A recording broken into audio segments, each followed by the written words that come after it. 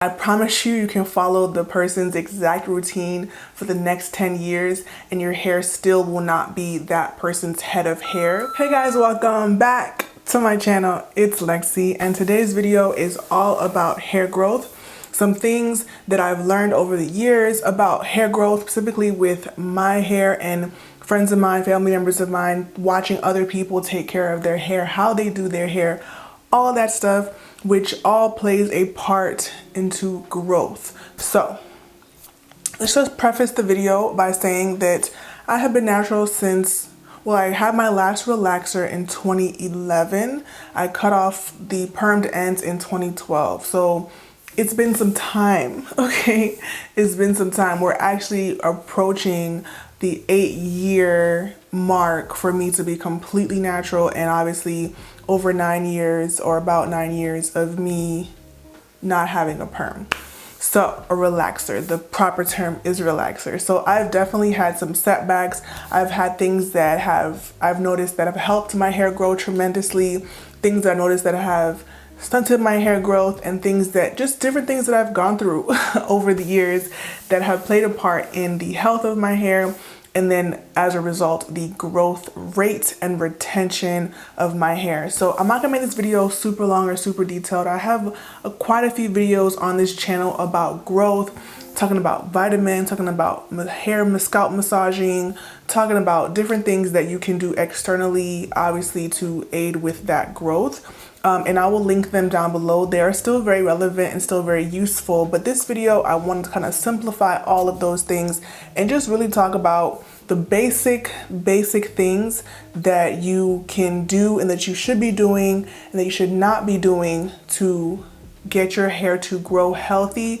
And the main question, the main conversation is about retaining that length, because unless you have a health condition or different things going on that affect the growth of your hair, the real issue here is retention, because all of our hair grows, all of our hair continues to grow over time as long as we don't have any other underlying issues. So if you are experiencing underlying issues that affect your hair growth, I don't think this video or YouTube in general is for you. In my personal opinion, I do think that once all of this stuff is over with the coronavirus, you should go and see a professional, whether that be a dermatologist, a hairstylist, someone that's licensed, someone that can help you on a deeper level than a YouTube video or a blog post or an article can, to be honest. But if you're just a regular average Jane or Joe and you just want some tips, I'm your girl. Let's just start the video off. No more need for long talking.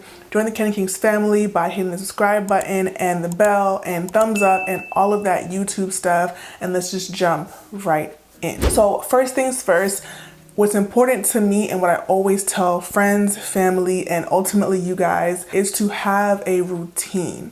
Having a routine is essential. And what I mean by routine, I'm talking about once a week, once every 2 weeks, and then what you do in that routine. So I'm talking about if you wash and style and condition and treat your hair once per week. If you do all of those things once every 2 weeks, figure out what works for you. For me, once a week is the best. If I wait 2 weeks, my hair is brittle, dry, knotted, matted, the scalp is itching, like it's a hot mess. But I do that all the time out of sheer laziness. But when I want to take care of my hair and have my hair be its best, I definitely go ahead and treat it, wash it, cleanse it, moisturize it, deep treat it once per week. But again, that could vary for you and your hair. And I know that some people do that once every 2 weeks.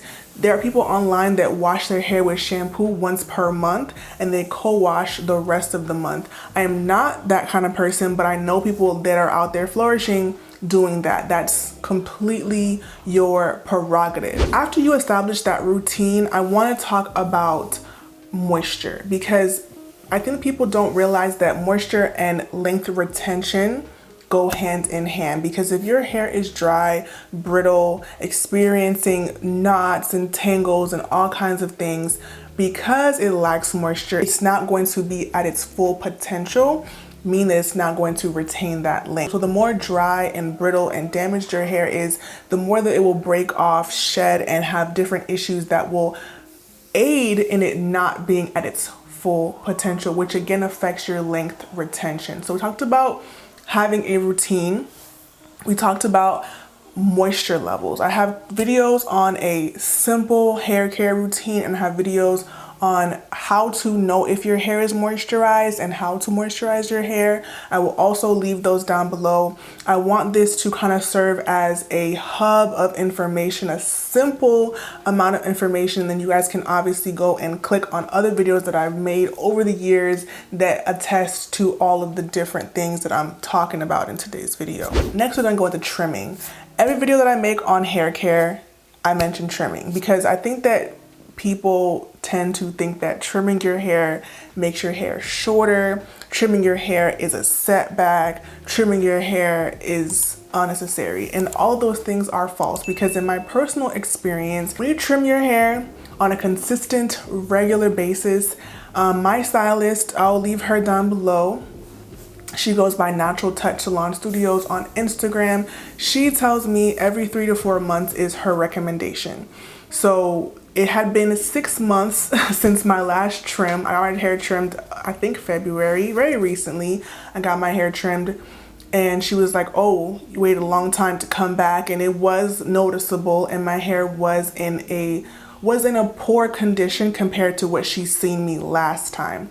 So it was noticeable. It was a lot more inches to cut because of the time that I waited to get that much needed trim. So keep that in mind. The longer you wait to trim your hair, the longer you wait to get the essential things done, kind of like getting your nails done. And this is personal experience as well. When I usually wear acrylics, but now that we're in the house, no acrylics. But if I wait long enough in between refills, they will begin to break and fall off, and I'll end up with 3 and 4 nails left by the time it's time to get to my appointment. I waited too long in between appointments.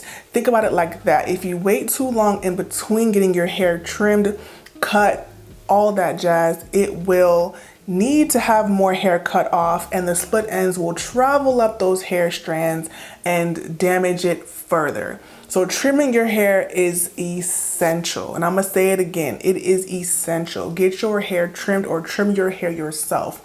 Now that we're in the house, I have a video on how I trim my hair myself. It's still very relevant and I used to do that every couple of months in my home and my hair did grow and flourish just fine. The only reason I go to a stylist now is to have my hair nice and even. She gets all of the spots that I might miss. You know what I'm saying? My hair is very thick. This is not like a game. So my hair does take quite a bit of effort to get it trimmed, and now that it's longer, it's a lot more work. So I just personally prefer to go to someone else at this stage in my journey. But for years, I'm talking like 7 years or more, I was doing my hair myself throughout college, all of that jazz. So definitely don't give yourself a hard time about home trims. If you feel comfortable, get a good pair of shears, not scissors.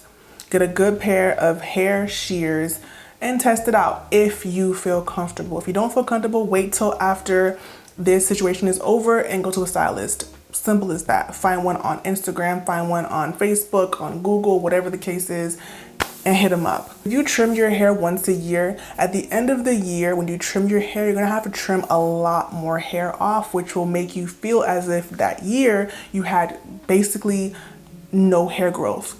If you trim your hair more frequently, your hair, and for me, in my experience, my hair grows like that. When I trim my hair, it's sprout. It's like, yes, thank you. Now I can show you what I really want to do.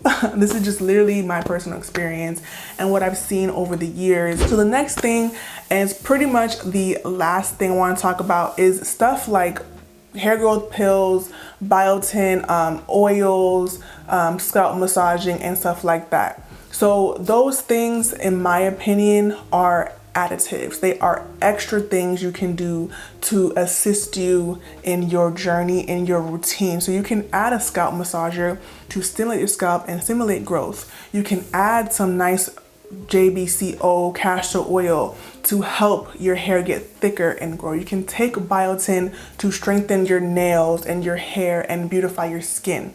All of those things are things that you can add to your routine to assist you. But if you rely on those things to solely grow your hair, you're gonna be in trouble, because those things are not going to give you the results that you think that they will, because they aren't the building blocks, you know, they aren't the basis of what hair growth is. So you need to focus inward, okay, on your health, how you take care of yourself, what you're eating, what you're drinking. Things of that nature do affect how your hair looks on the outside.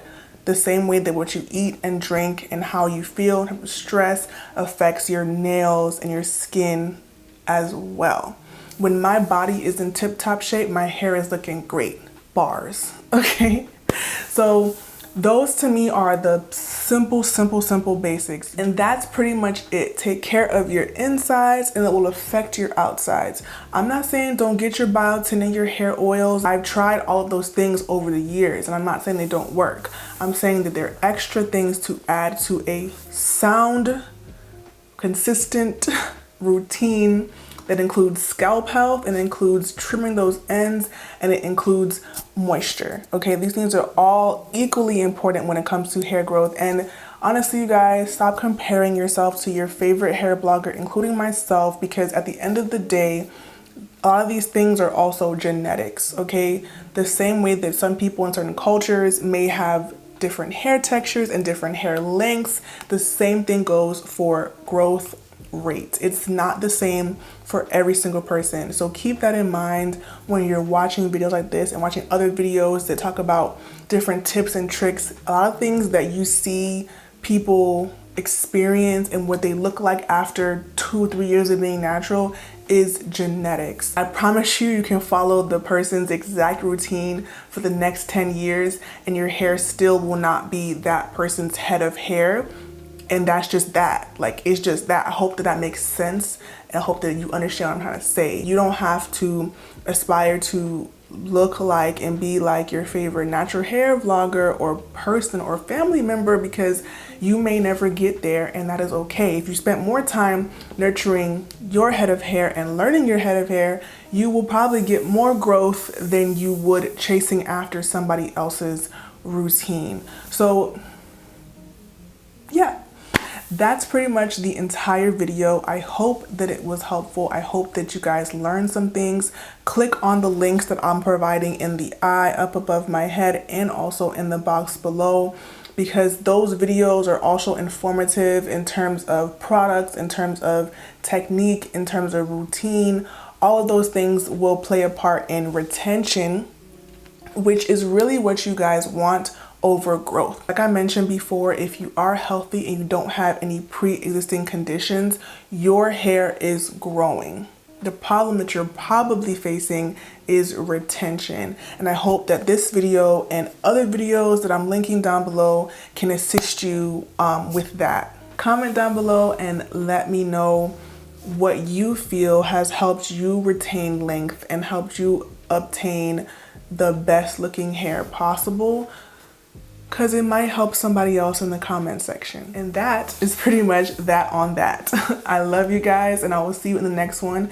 If I helped you in any way, if you made it thus far, join the KandidKinks family by subscribing, clicking on that bell, and giving the video a thumbs up so YouTube knows that you enjoyed it and they can show this video to other people like yourself that may be questioning their hair growth and their hair health and all of the above. I will see you guys in the next video.